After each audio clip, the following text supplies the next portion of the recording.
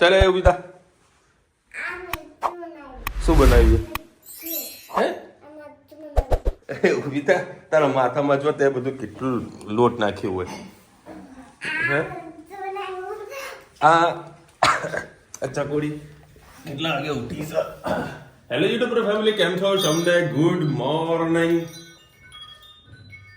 જય શ્રી કૃષ્ણ રોજતા કહે કે સવારની 5 વાગે ઉઠી 5 વાગે ઉઠી 5 વાગે ઉઠી કરતી તું જોજે હે આવું કરતી હતી વાડી 5 વાગે સર નાટક કરું ને मैं उतारे चलो भाई अब मेरी इच्छा फरीથી થઈ શકે દ્વારકા ફરી દર્શન કરવા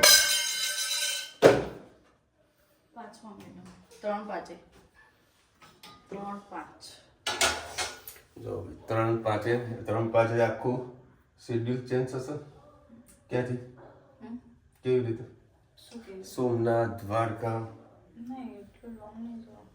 પછી તમારી ઈચ્છા હા જવાનું તો એક જ ટોરમાં બધું પતાવીને આવવાનું બરાબર બાકી ફરીથી ઈચ્છા થઈ શકે દ્વારકાધીશના દર્શન કરવા માટે જવું છે અને એક દિવસ આખો દિવસ ત્યાં રહેવાના હા 2 થી 4 દર્શન કરવાના હો 2 થી 4 વાર 2 થી 4 વાર હું ફરીથી જવાનો હતો રોજતા કે લડો થોડું મોડું થાય થોડું કેન્સલ કર્યું બસ હું તમને નીકળ્યા એમ કે દર્શન કરી આવો થોડા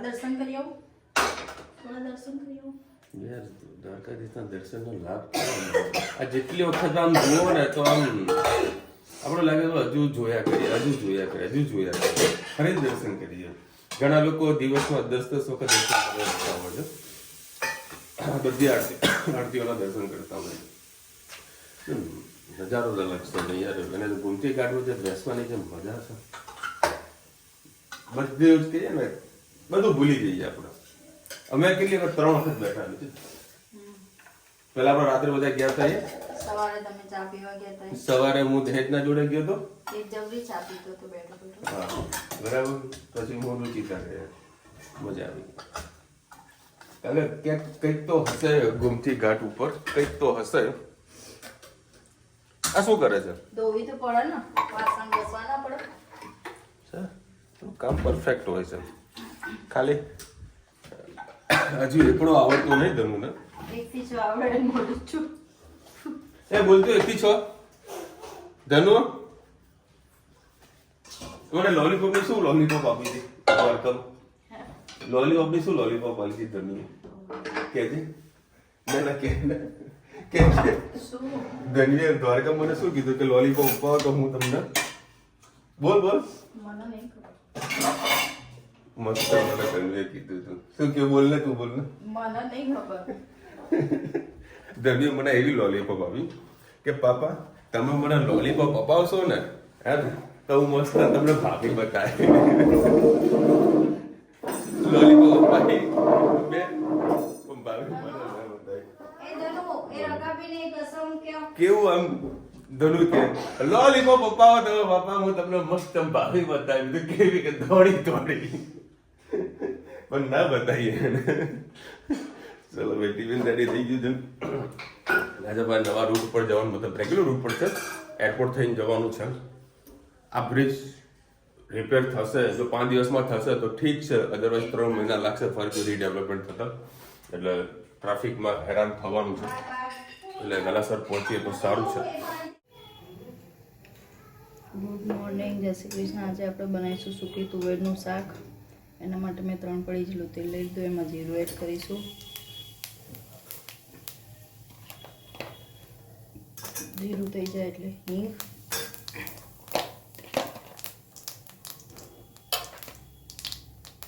એમાં એડ કરીશું ડુંગળી ટામેટાં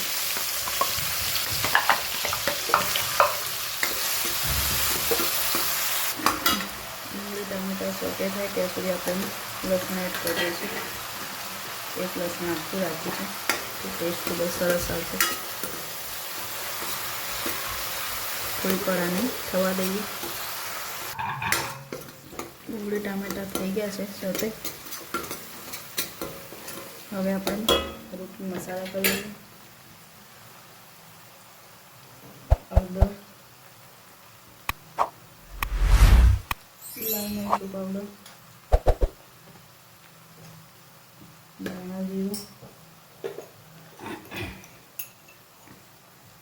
મીઠું,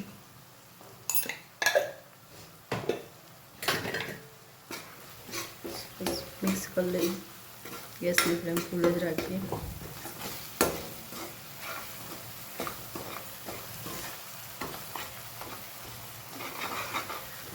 થોડું પાણી એડ કરી લઈએ.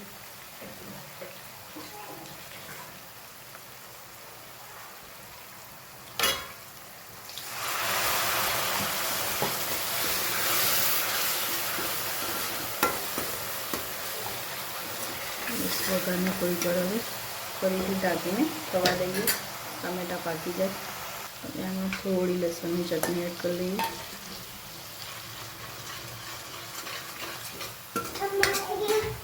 હવે તુવેરું જે બાફી છે મેં વાટકી નાખી એ એડ કરી લઈએ.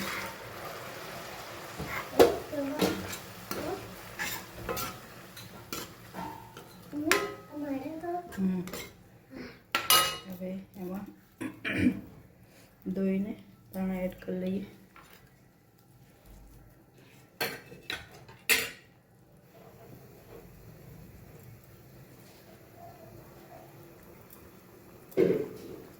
આપણી સૂકી તુવેરનું શાક તૈયાર અને ભાત સાથે ખાવાની ખૂબ જ મજા આવતી હોય છે. સાંજના ટાઈમે બનાવો તો રોટલા સાથે બહુ ખવાતી હોય છે. ઉત્તર ગુજરાતમાં અહીંયા સૂકી તુવેર બ્રેડ સાથે ખવાતી હોય અને તુવેર ટોઠા ખાય છે. જેમ કાઠિયાવાડમાં ભરથું રીંગણનો ઓળાની વાનગી રેસીપી જેમ પ્રખ્યાત છે, અમારે અહીંયા મહેસાણામાં ઉત્તર ગુજરાતમાં સૂકી તુવેરનું શાક ખવાતું હોય છે. તમે પણ આવો ગરમ લીલું લસણ એડ કરીને બનાવો, ખૂબ જ સરસ લાગશે શાક. ચલો, મારી રેસીપી તમને કેવી લાગી કમેન્ટમાં ચોક્કસથી કહેજો. આવજો. જય શ્રી કૃષ્ણ. Good evening. જય શ્રી કૃષ્ણ. આજે રીંગણ મેથીનું શાક અને રોટલા સાથે આપણે ખાવાનું છે. એના માટે આપણે 2 પડી જેટલું તેલ લઈ લીધું છે. એમાં જીરું એડ કરીશું. ગેસની ફ્લેમ ધીમી જ રાખવાની છે, કેમ કે એમાં આપણે લસણ અને મરચાં વાટેલું એડ કરવાનું છે, એટલે બળી ના જાય. થોડા સાથે સાથે રીંગણ પણ એડ કરી દઈશું, એટલે મસાલો આપણો બળી ના જાય. લાંબા રીંગણ આવે છે મેં લઈ લીધા છે. રીંગણ મેથીનું શાક રોટલા સાથે ખાવાની ગરમ ગરમ ખૂબ જ મજા આવતી હોય છે. તમારી પાસે લીલું લસણ હોય તો વધારે પ્રમાણમાં નાખો તો શાક ખૂબ જ સરસ થતું હોય છે.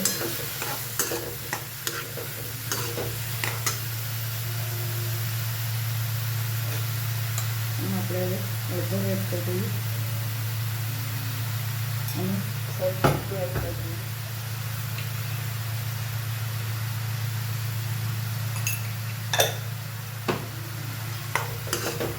સરસ મિક્સ કરી લઈએ.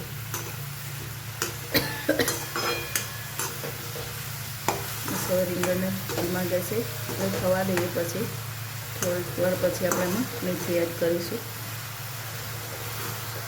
થોડીક વાર તે વરાળ કાઢીને આપણે થવા દઈશું. આમાં સહેજ ઉપર થોડું પાણી એડ કરી દઈશું આપણે.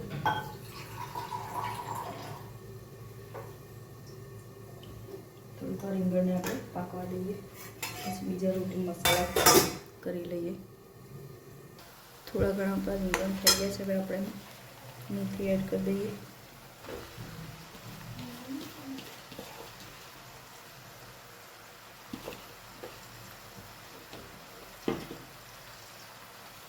મિક્સ કરી દઈએ.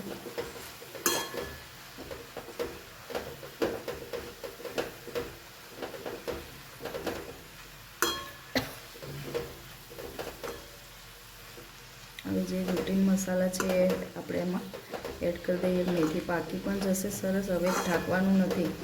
ઢાંકીશું તો પછી મેથીનો કલર એવો જળવાઈ નહીં રહે અને શાકમાં ટેસ્ટમાં પણ મજા નહીં આવે.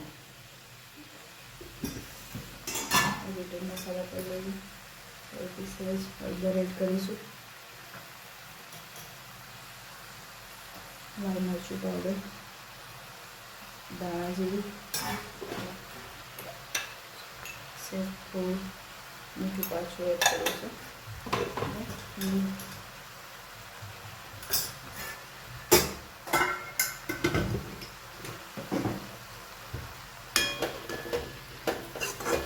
મિક્સ કરી લઈએ.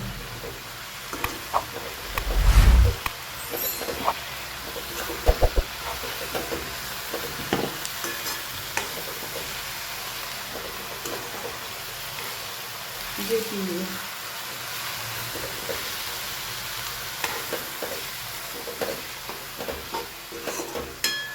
હવે થોડીક વાર આને 5-7 મિનિટ જેવું થવા દઈએ એટલે સરસ આપણું આ રીંગણ મેથીનું શાક તૈયાર થઈ જશે. રીંગણ થોડા કાચા છે ને થવા દઈએ. 5 થી 7 મિનિટ જેવું થઈ ગયું છે આપણું. તમે જોઈ શકો છો રીંગણ મેથીનું સરસ મજાનું શાક તૈયાર થઈ ગયું છે. હવે રોટલા સાથે ખાવાની ખૂબ જ મજા આવે છે. તમે પણ ચોક્કસથી બનાવજો. મારી રેસિપી તમને કેવી લાગી કમેન્ટમાં ચોક્કસ કહેજો. આવજો. જય શ્રી કૃષ્ણ. ચલો ભાઈ 9 વાગ્યા છે પણ આ ઘડિયાળ તો 9:30 વાગે વગાડી રહી છે. હા જાડી કેમ આવું? ના ના રુચિતાનો અવાજ છે ને ઘૂઘરું બેસી ગયું. ચલો ભાઈ મસ્ત દેશી રોટલા તો હંમેશા દેશી જ હોય. અને રીંગણા કેવા મેથીના. ગામડાવાળા સિટીવાળા એવું વિચારે કે કેમ ચૂલાના રોટલા ખાવાની મજા કેવી આવે. ગામડાવાળા કહે કે અમે ચૂલા બાળી બળીને અમે આખો બળી છે. કારણ કે સિટીવાળા કેવા ખુશ છે કે ગેસ ઉપર જમવાનું બનાવવા મળે. બધાની અલગ અલગ પરિસ્થિતિ છે.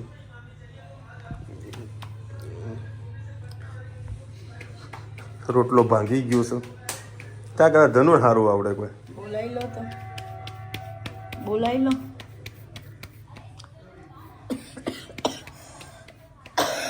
એ ભંગાણો નહીં નહીં કમ્પ્લીટ છે કમ્પ્લીટ થયો ના ખેર તા ના હોય ના ના તો કરવા તો દો. કરતા ને આ લાઈવ ચાલુ એના કારણે એના કારણથી મસ્ત મોટો રોટલો બનાવો તો થશે ભાઈ. રોટલા મસ્ત મોટા થશે. નાના રોટલા મજા આવે વ્યવસ્થિત ખાવા મળે. ના મારી રોટને વાળી ગયો તો સ્કૂલે કે ટ્યુશન ગયો તો સ્કૂલે તો ગયો તો એક્ઝામ છે પાછું કોઈ ટેસ્ટ એનો. હા જો એના છે ને સ્કૂલમાં એક્ઝામ છે તો ટેસ્ટની બધી જે તૈયારી ખરી ને તો એ બધી મોબાઈલથી થતી હોય. કારણ કે મોબાઈલમાં બધું આવે એટલે બધું શું એ પૂછાય ને બેટા. ધનવીને તો કોઈ ટેન્શન જ નથી. ધનવી તો બધું આવડે છે. ધનુ ને તો નહીં ધનુ તને બધું આવડે ને એને મોબાઈલ મચાડતા બધું આવડે.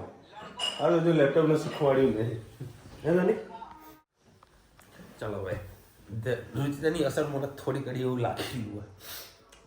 શરદી થઈ છે મટી જશે. ગાયત્રીબેન લખી રહ્યા છે વિશાલભાઈ લિંક મોકલજો. તો ગાયત્રીબેન મેં કોમેન્ટમાં તમને લિંક નાખી દીધી છે અને પ્લસ તમને પર્સનલી વોટ્સઅપ મેસેજમાં લિંક નાખી દીધી છે. જોઈ લેજો.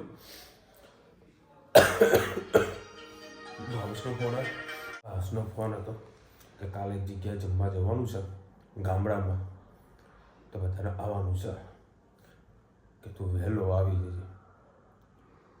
7 વાગે મહેસાણા પહોંચે એવું કંઈક કરજે. એટલે એના માટે મારે કાલ 5 વાગે નીકળવું પડે ત્યારે મેં પડે. કાલ મેં તમને કીધું હતું કે હું નવા રસ્તેથી નીકળ્યો હતો. મારા ઘીકટાથી લઈ એસજી હાઈવે બાજુ હું નીકળ્યો હતો નવા રસ્તે. મારો જે રેગ્યુલર રૂટ છે ઘીકટાથી એરપોર્ટવાળા રોડ પર હું આવું છું. જ્યારે ચાંદખેડા અને સુભાષ બ્રિજમાં ટ્રાફિક હોય ને તો એરપોર્ટવાળા રોડ પર આવું છું. એ રસ્તો મને 5 કિલોમીટર થોડો લોંગ પડે છે. તો મેં કીધું આપણે થોડુંક બજાર એક્સપ્લોર કરીએ જોઈએ. રસ્તા પર જે રસ્તો હોય જે દુકાનો હોય તો આપણે જોઈએ બજારમાં. ઘીકાંટાથી લઈ એસજી હાઈવે સુધીની જેટલી બી રિટેલ દુકાનો હતી ને મેન્સની અને લેડીઝ વેરની ઓલમોસ્ટ શોરૂમ બધા ખાલી. કોઈ જગ્યાએ કંઈ પબ્લિક જોવા ના મળે. કપડાની દુકાનમાં તો એક વ્યક્તિ જોવા નહોતો મને મળ્યો. બહુ ભયંકર પોઝિશન ખરાબ છે. અને અત્યારે તો ચલો લગ્ન સિઝન છે તો આવી પોઝિશન છે, એમાં બધા હોલસેલ બધા રિટેલ બધા વેપારીઓ જ વાતો કરે કે અત્યારે લગ્ન સિઝન છે, આવી હાલત છે, તો હવે આ 15 તારીખ જે કબૂતરા બેસી જશે ત્યારે શું પોઝિશન થશે? 15 તારીખથી લઈને 15 જાન્યુઆરી સુધી કબૂતરા છે, ત્યારે શું હાલત થશે ધંધાની? છે અત્યારે વિકટ પરિસ્થિતિ છે ધંધાની અંદર. અને એવું નહીં, અમારા ગાર્મેન્ટની અંદર ઓલમોસ્ટ ધંધામાં પ્રોબ્લેમ છે. અને આનાથી હું દરેક વખત લોકોને બધાને કહું છું કે હજુ આનાથી પણ પોઝિશન ખરાબ થશે, ખરાબ જ આવવાની છે. હવે એને સુધારવા માટે કંઈક નવા રસ્તા બધાએ શોધવા પડશે. મેં તો પાઇપલાઇન ચાલુ કરી દીધી છે, નવી નવી પ્રોડક્ટ લોન્ચ કરીને, કારણ કે ઘર પરિવાર કંઈક તો ચલાવવું જ પડે ને, ખર્ચા તો ઊભા ને ઊભા. તે ઉપર થયા એનું ભૂત વાળું ઓઢવાનું લેવા આવે. બેટા મને ના કે હું લીધો આવો દીકરા, એ ઊંચું કર, ઊંચું કર, ઊંચું કરી લઈ જા, એટલે સીડીમાં પડીશ બેટા. અમદાવાદનો સુભાષ બ્રિજ બંધ હોવાથી એવું કહીએ ને કે આખું અમદાવાદ હલી ગયું છે. જ્યાં જુઓ ત્યાં ટ્રાફિક જામ, જ્યાં જુઓ ત્યાં ટ્રાફિક જામ, બધા ડાયવર્ઝન. બહુ હેરાન થઈ જાય પબ્લિક. અને હમણાં હું પેપરમાં વાંચું છું, ન્યૂઝની અંદર 5 દિવસથી પણ વધારે સમય લાગે એવો છે, કારણ કે એવો ખાડો હતો કે નીચે રિસલી નદી દેખાતી હતી, એવા કાના પડી ગયા છે. અને મારા નજરની સામે મેં જોયું છે આ વસ્તુ, મારા નજરની સામે મેં જોયું છે, પણ મેં લાઇટ ના લીધી, મગજમાં ના લીધું. આ તો ભગવાનની દયા છે કે ભાઈ કશું જાનહાનિ નહીં થઈ. અને જો આવું કંઈક થયું હોત તો ખાસા લોકો કંઈ બોલવા જેવું નથી ભાઈ.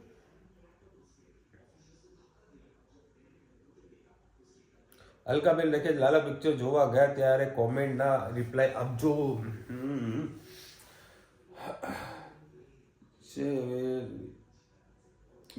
બે કોમેન્ટ હતી એ મેરેજની કે તમે બીજી વખત મેરેજ કેમ કર્યા.